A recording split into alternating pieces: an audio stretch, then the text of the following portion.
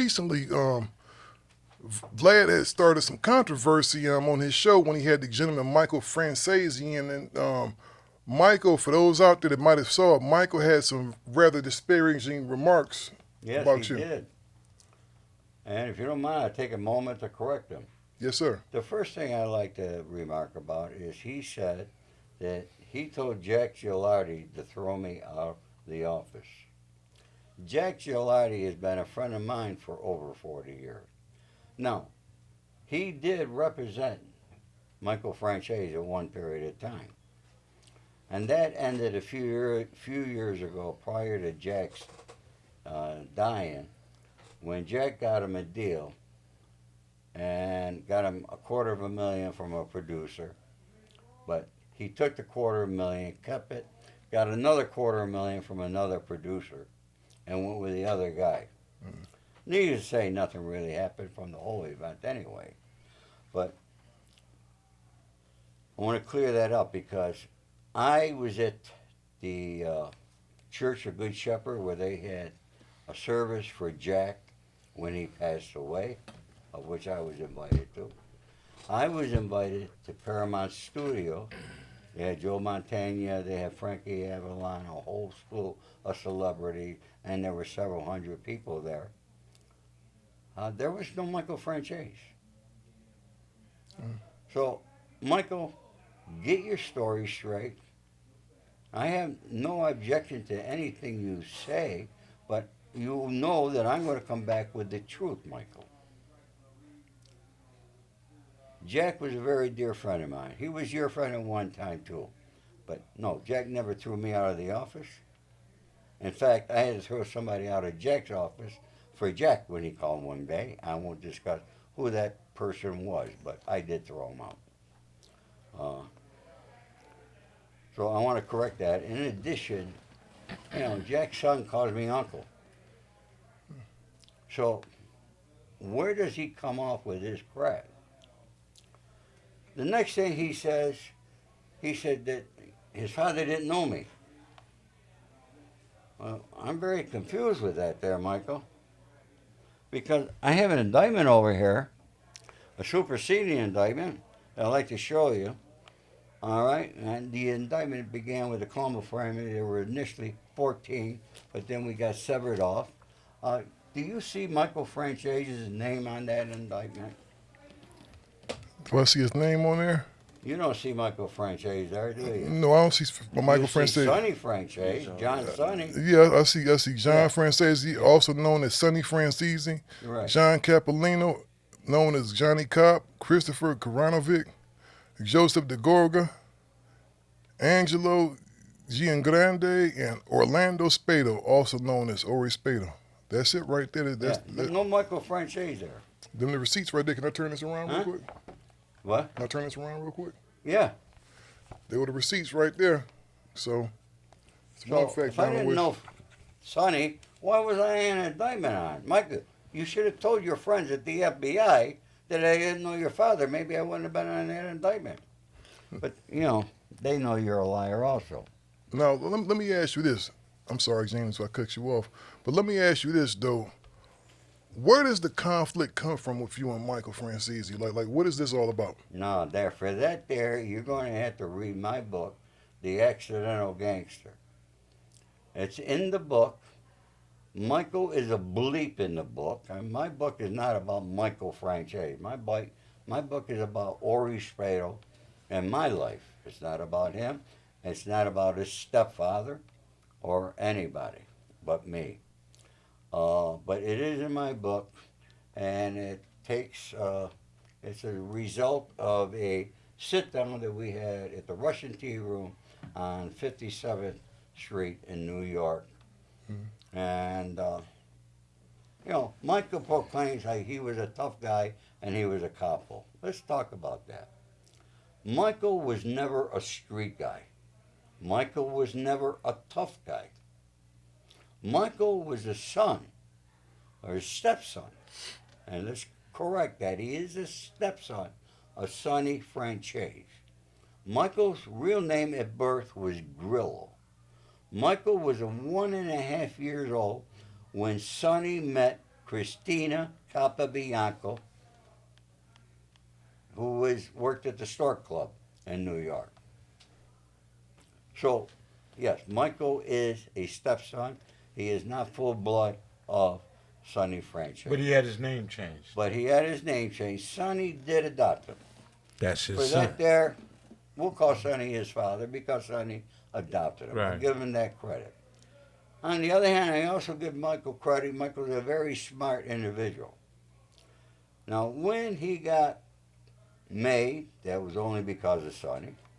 When he became a couple, it was only because of Sonny. And Michael got very lucky in the gasoline tax business, and he made hundreds of millions of dollars. Now, there's a big difference with Sonny Franzese and Michael Franzese.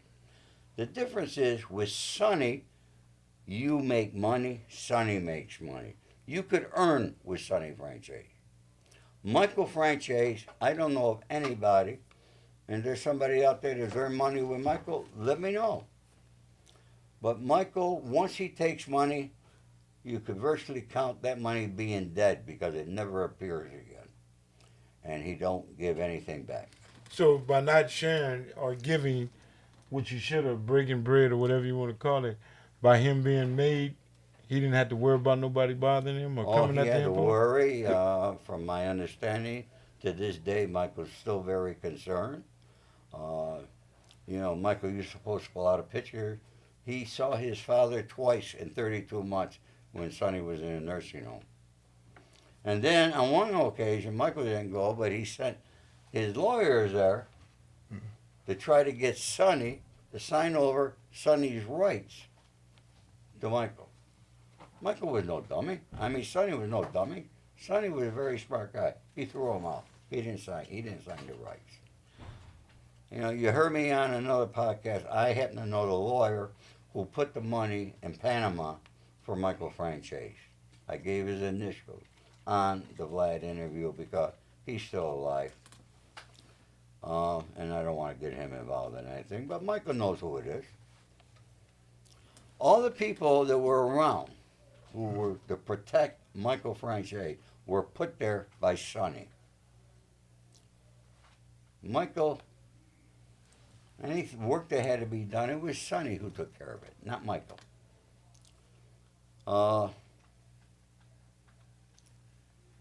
I became very close with Sonny, as people know. People in New York know it. I could pick up the phone and I could still call people in New York. Michael can't do that. Michael can't call the people that I talk to. Michael says I didn't know his father. Michael's brother Johnny, who was Sonny's real son, became an informant, wore a wire against his father, Sonny, me, and several others. And I have here the court transcript of, and I'll read you part of it here, and then I'll give it, all right, on cross-examination. Mr. Franzese, are you familiar with the individual named Orlando Spado? Yes, I am. How do you know him? He was a friend of my father's back in the 70s. Mm-hmm. Is he involved in the Colombo crime family? Yes. That's his son. That's his son. That's his real son on the witness stand in court. So, Michael, get tough straight. Can I say fuck? Yeah, you can say that. Michael, I must have had over 100 phone calls of people telling me you lie. You lie every time you open your mouth. Your brother Johnny was an addict, became an informant, but I give Johnny a lot more credit. Not that I have any respect for him, but I give Johnny credit because he had the guts to get on a witness stand, point his finger, and talk. You don't have those kind of guts, Michael. Michael, you talk about when you took the oath. I never took the oath. I refused it twice, once on the West Coast, once on the East Coast. But I abided by those rules. all my life because I know what they are. You talked about how you were brothers to all these guys, Michael. Here is part of a proffer statement that's been filed by Michael Franzese. And on this particular proffer statement, Michael, you give the names of Jimmy Angelina, Sally I can't even say it, Machada, Johnny Minerva, Jerry Brown, and Vito Guzzo. That's 5 names, Michael. You gave the information to the FBI. 5 people that got made at the same time that you did. That's a no-no. You want to tell me you're not an informant. Michael, what about John Marshall? Remember John Marshall at the flea market that you had on Long Island? You informed against him. You proffered. Now, for your people who do not understand what a proffer agreement is, I'd like to explain it. A proffer agreement is when you have made a deal with the FBI and the U.S. Attorney for lesser time and all sorts of deals. They allow you to keep money sometimes. All sorts of deals are made. Once that deal is made, you sit down with the FBI and the U.S. Attorney. And it's not like you sit down for 15 minutes. These things can go on for days. Where you have to mention and talk about every single person that you know. So you might say that, I know John Doe who lives over in Long Beach, and he's a May guy, and John, I hear, deals drugs. What that information does is give the FBI the information to begin an investigation on that individual. And when the FBI investigate, they eventually get you. In addition, it was on national TV. While Michael did take the stand against Norby Waters. I think you all know Norby Waters. He was very big in the music business. He was a sports agent. Wasn't he a sports agent? Norby Waters, and then he got to be a sports agent in addition, and him and Michael were working together. Michael informed on him in a courtroom in Chicago.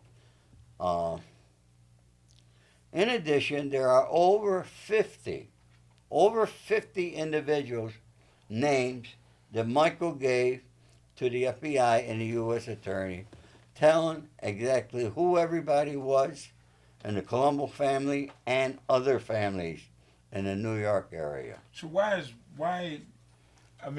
you hear about the mafia, you would say thorough. When you hear he ratted, or I don't like rats, how the mafia put it, why is he still alive? Why haven't... That's a very good question, James, and allow me to answer that.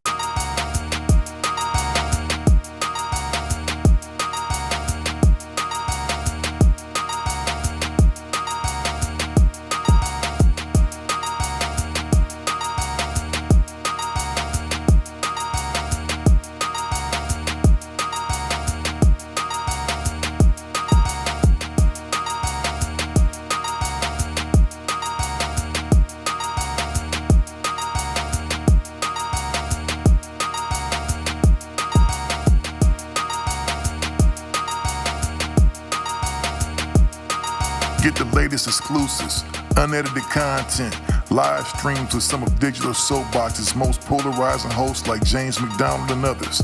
Sign up for your Digital Soapbox membership today. Packages start from $1.99 to $4.99 monthly, where you not only get exclusive content, but you also get it commercial free. Press that button now.